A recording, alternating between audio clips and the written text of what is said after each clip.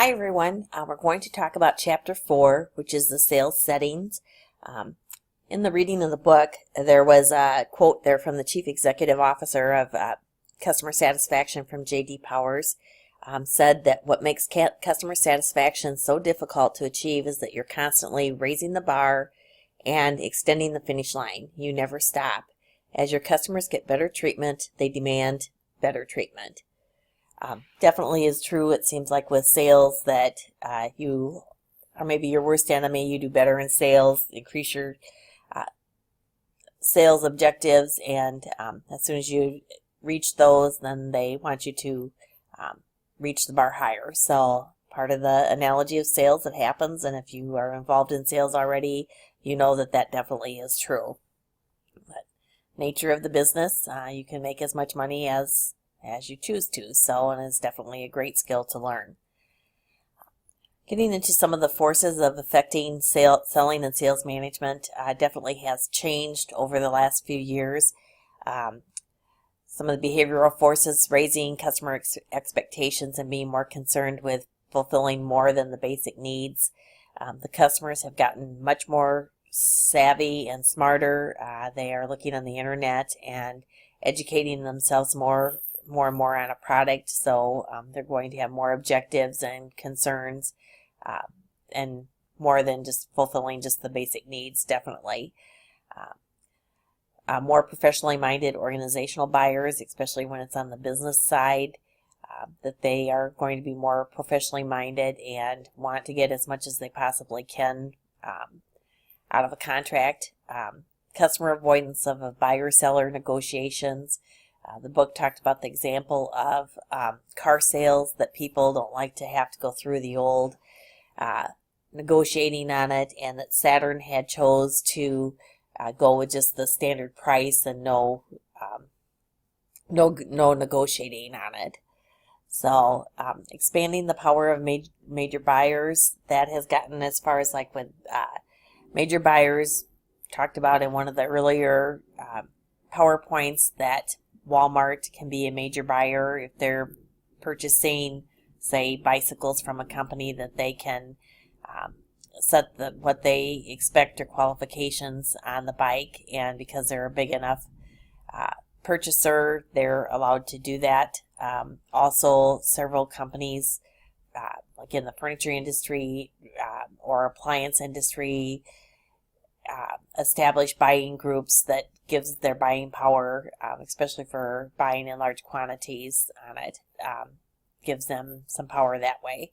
So globalization of the markets, that has gotten huge. We'll talk about that a little bit further, but if companies have reached their saturation point in the United States, one of the ways for them to increase their profits would be to globalize their companies. And then the fragmentation of markets definitely has broken up somewhat. Salesforce automation, interesting, the laptop computers. Back in the old pages when we first got laptop computers, and it was fairly new, and they wanted us to take them out and visit with the customers had a petrified look on their face that you were going to give them a presentation and take way too much of their time. I think it definitely has gotten that people are used to someone having a computer with them and doing their work. Like I said, it was scary at the initial onset of it, that they thought you were going to overwhelm them. Electronic data interchange definitely has gotten very popular.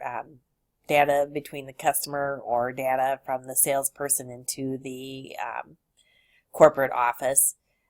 Desktop video conferencing obviously has saved a lot of time, especially if a company is going with a global marketing on it. It can save time and money and travel on it. Virtual sales offices. A lot of salespeople probably work from their homes anymore, or offices, small offices, in several different regions on it. Widespread adoption of credit cards as a charging platform, and the use of such facilities as opportunities to create the databases on it. Electronic sales channels, definitely, the internet has definitely changed the picture selling with several different options as far as sales.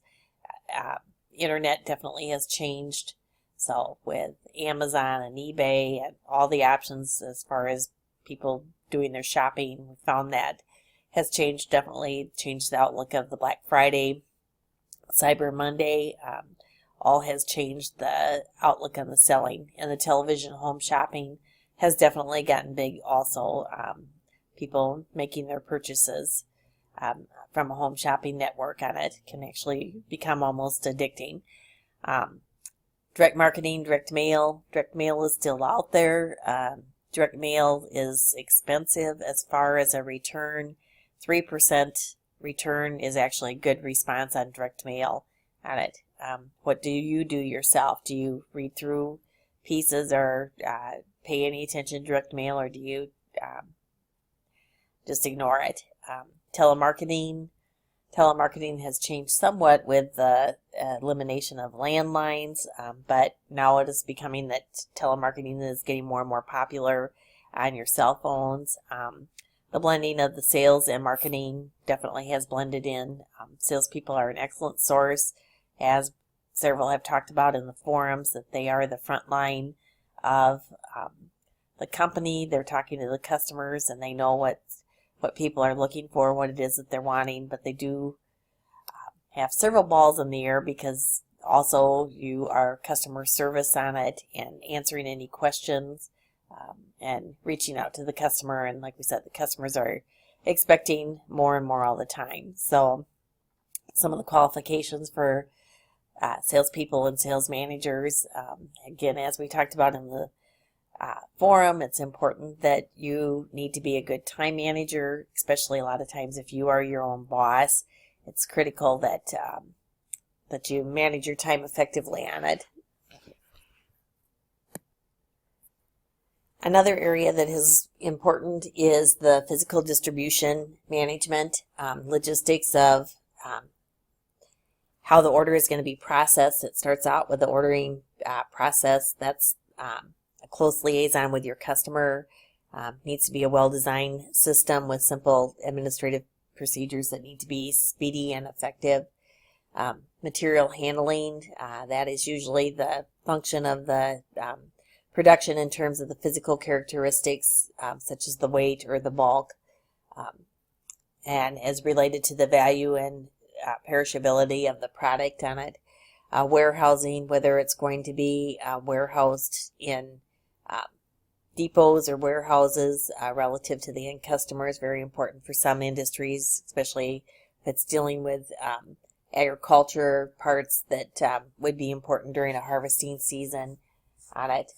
Warehouses can buffer the stock and help to even out some of the peaks and troughs in production on it. Inventory control definitely has changed a lot. It's now customary to think of stock holding in terms of hours instead of just days or weeks. An accounting rule of thumb suggests that the physical act of stock holding can add 25% to the cost of inventory without adding to its value. So the advantages of a lean manufacturing are definitely understandable, which definitely has changed from the large amounts of inventory or warehousing in the years past. Transportation, the physical delivery of the goods and service of the goods to the customers, and organization of the materials that operate, materials that are from the suppliers to be used in the production process, and then the packaging. Packaging is going to be the design that's displayed on the shelf of the supermarket, so that it is appealing to the customer, that they want to pick up the product and take a look at it. For some of the characteristics of services and products, as far as for if it's actually a product versus a service, service is going to have a higher intangibility on it, higher ranking, higher in services than they are in products. Inseparability is going to also be higher in services than products. Being veritable, non-standard, high in services on it. Ownership is the only thing that really is the higher in the products versus the services, because obviously ownership is as a product versus a service is more easily identifiable. Franchising is another area in the selling process on it. Franchising is a way for someone to become their own boss, but also have the backup of a large company with their advertising and promotion, the products on it, being the owner of, saying, McDonald's or a Taco Bell or Kentucky Fried Chicken. Like I said, can be very lucrative business on it, but like I said, you have the backing. You're not just starting from the ground floor. You have a lot of backing from the corporation. McDonald's is obviously a great example of brand franchising.